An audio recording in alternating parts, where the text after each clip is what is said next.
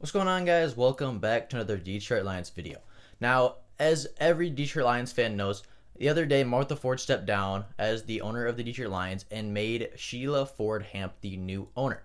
And within a day of being the new owner of the Detroit Lions, she came out and publicly said that she would be behind the Detroit Lions organization if they decided to go out and sign Colin Kaepernick. But should they?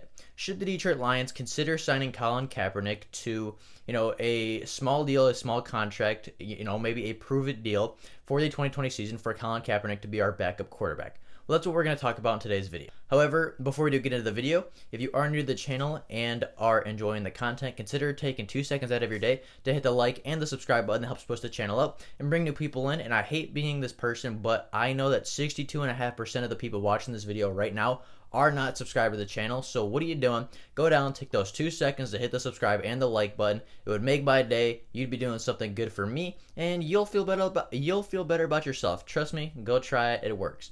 But with that being said, let's get into talking about should the Detroit Lions sign Colin Kaepernick for the 2020 season.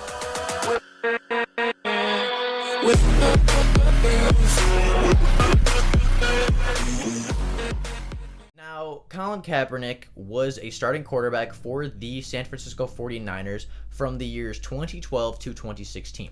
In those seasons, he had 2 winning seasons. In 2013, he lost in the conference championship game after leading the San Francisco 49ers to a 12-4 record.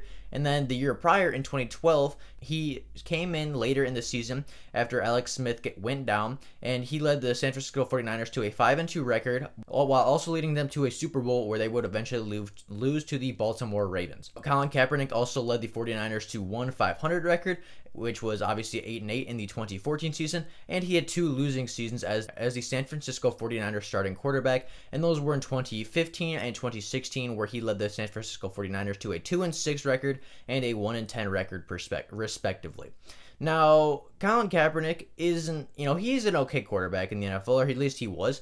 Now, as you can tell from, those numbers, Colin Kaepernick only played in 2 full seasons as the 49ers quarterback, whether that be from injuries or, he was on the bench or he got benched after starting the season for them. Now, Colin Kaepernick's career record is 28-30, so just below 500. He averages a 59.8% completion percentage throughout his career. He averages 2,447 passing yards a season and 14.5 passing touchdowns, while only throwing 6 interceptions a season. So that's not horrible. Obviously, you'd like to see the passing yards get up a little bit. You'd like to see the passing touchdowns go up a little bit. But 6 interceptions a season is not a bad number, and that's something Colin Kaepernick actually does fairly well, is he does not turn the ball over a lot, or he does not throw a lot of interceptions in a season. You might say, those are kind of poor passing numbers for a guy that has led their team to a Super Bowl, a guy that has led, to conference championships and led a competitive 49ers team over a couple of years. But Colin Kaepernick was not just a passing quarterback. This guy was an athlete, and he was a runner. In his career, Colin Kaepernick averaged about 460 rushing yards a season, while averaging 2.6 rushing touchdowns a season. So a very solid season on the ground. Obviously not necessarily, a Lamar Jackson number or a Kyler Murray kind of season, but still a very productive rushing season nonetheless. And that's something that really was a big part of his game, was extending plays with his legs and getting a lot of rushing yards to pick up first downs and to pick up touchdowns when the passing options weren't quite there. The only concerns that I really have with Colin Kaepernick is that, one, he hasn't played in 4 years. It's been 4 NFL seasons since he has played in the NFL, played against NFL cornerbacks, safeties, linebackers, and defensive line. He hasn't taken hits in 4 years, so we don't know how his body's going to hold up if he does come back into the NFL. He's also on the older side now, which isn't necessarily the biggest concern because there are a lot of older quarterbacks in the NFL, but when you're a scrambler and you're old and you rely a lot on your athleticism to extend plays, your athleticism tends to decline as you get older, and obviously having not seen him play in several years, not see him, run and outrun NFL caliber players, we don't know how he's going to look against NFL talent when he does, if he does get back into the NFL. What would Colin Kaepernick bring to the Detroit Lions if we did choose to sign him as our backup quarterback? I've mentioned it a couple of times now, but definitely athleticism.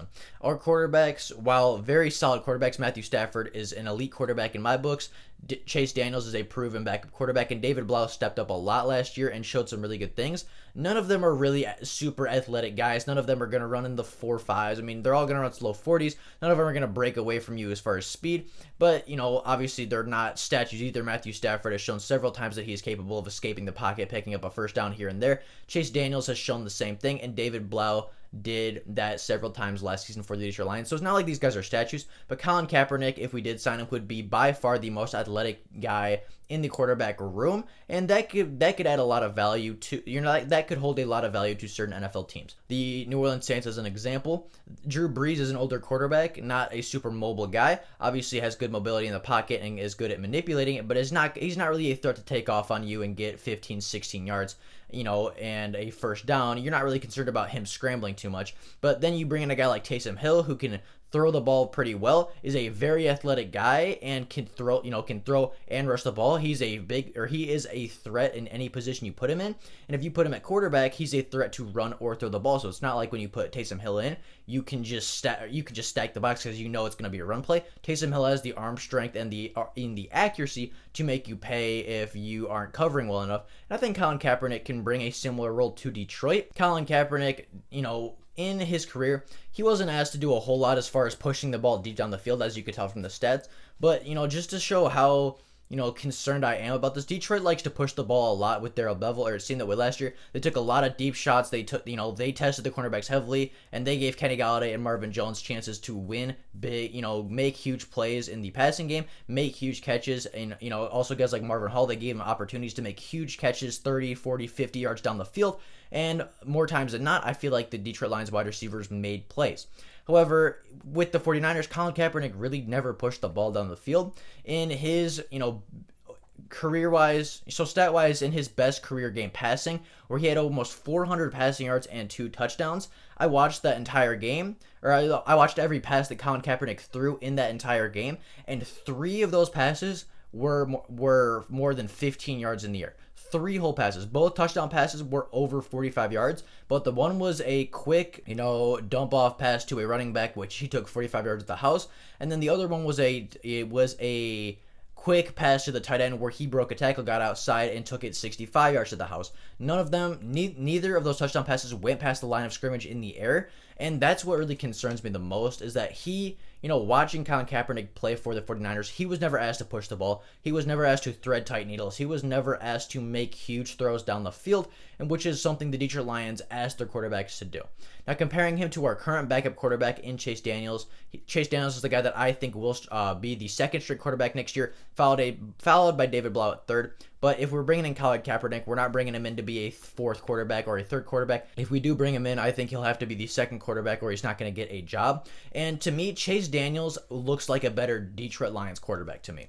Now, comparing Chase Daniels' stats, the last 2 years he's played in 8 games for the Chicago Bears. He had a 70% completion percentage, threw for 950 yards, 6 touchdowns, and 4 interceptions. So he throws a little bit more interceptions and a few less touchdowns than Colin Kaepernick. However, he hasn't been a full-time starting quarterback ever in his career.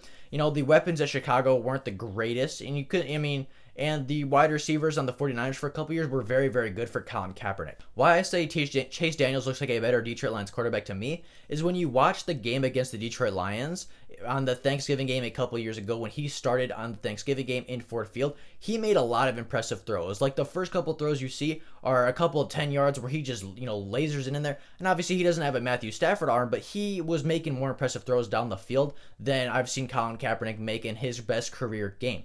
The first play of the game was a rollout pass 10 yards down the field right at the sticks to move the chains. You saw a couple deep shots to Allen Robinson where it was very well placed, and Allen Robinson was the only one that was able to make a play. There was one where, he lofted the ball very well, put very good touch on it, and it hit Tyreek Cohen right in the hands in the corner of the end zone, which he should have caught. He dropped it. You could say it was a little overthrown, but, if you're in the NFL, you have to make a catch like that. I'm sure I'll be showing it on the screen, but, it wasn't a bad throw. Maybe a slightly overthrown, but if you're an NFL player, you got to catch that. He made a lot of really impressive throws in that game, and I just feel like that's more what the Detroit Lions are looking for. They're not looking for a guy that's going to run for 400 yards a season at the quarterback position. They're looking for a guy that's going to stand in the pocket and make deep throws to the wide receivers, really laser it in there, make those tight window throws, and keep everything moving, while also, being able to read the field quickly enough to dump it off if you need to. But the first read for the Detroit Lions, it seems like, is always to go deep,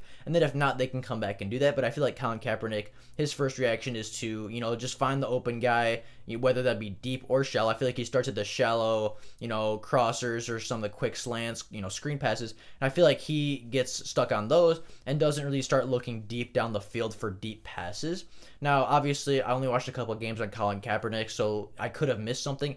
But just based on what I watched from both quarterbacks, I feel like Chase Daniels makes better throws. I feel like he makes more NFL throws, which is weird to say because both of them were throwing in the NFL. But I feel like Colin Kaepernick was in a very quarterback-happy offense. I feel like he got a lot of screens, a lot of quick passes, a lot of easy reads. And Chase Daniels was, he made a lot of better reads. He made a lot more complex reads and made a better throws than Colin Kaepernick did. So in my opinion, I don't think that we should sign Colin Kaepernick just because we haven't seen him play in the NFL in a while. And just from what I've watched, he doesn't make the best throws, which is what we like to see out of our quarterbacks in Detroit. So if we do want to sign a big athletic quarterback, there's also another guy out there in free agency right now who might cost a little bit more, but I think is a better quarterback and a better athlete than Colin Kaepernick anyway. So if we do want to go that route of a big athletic guy that we can use as a Taysom Hill option, that we can use for read option threats and can still be able to throw the ball a lot, I think we could definitely go with a guy like Cam Newton. If you want to see me compare Cam Newton to our backup quarterbacks and say, should we sign him? Leave that in the comments below if you want to see that, because I can definitely make that a video. I was thinking about it, but I wanted to go Colin Kaepernick first because it was a little bit more relevant. But, obviously with that being said, I think the Detroit Lions should just stick with what they have right now as far, I don't think they should sign Colin Kaepernick. I don't think that he was that good of a quarterback in the NFL, and I think Chase Daniels is going to be a better quarterback if Matthew Stafford does end up going down again next year. Let me know what you guys think in the comments below. If you couldn't tell, I try to keep politics and everything out of this video. I wanted to look at strictly football stats, strictly what he did on the field, and could he bring something to the Detroit Lions to help them win? And personally, I just don't think he brings enough to warrant a contract for the Detroit Lions. But if you disagree in the comments, if you think we should sign Colin Kaepernick, let me know that down in the comments below. Let me know why you would sign Colin Kaepernick if that is your answer. But with that being said, that is all I have for you guys today. If there is more Lions news before tomorrow, I will obviously make a video like every single person know. If you want to see a video talking about should the Lions sign Cam Newton to be a backup quarterback for the 2020 season, let me know that down in the comments below because I could definitely make that happen. But with that being said, that is all I have for you guys today. Thank you so much for watching this video. As I said, if you have not subscribed to the channel already, I know who you are if you have not subscribed, so just do it before, I got to call you out in the next video. But thank you all so very much for watching this video. I will see all of you next time there's Lions news or in the video tomorrow. Bye, guys.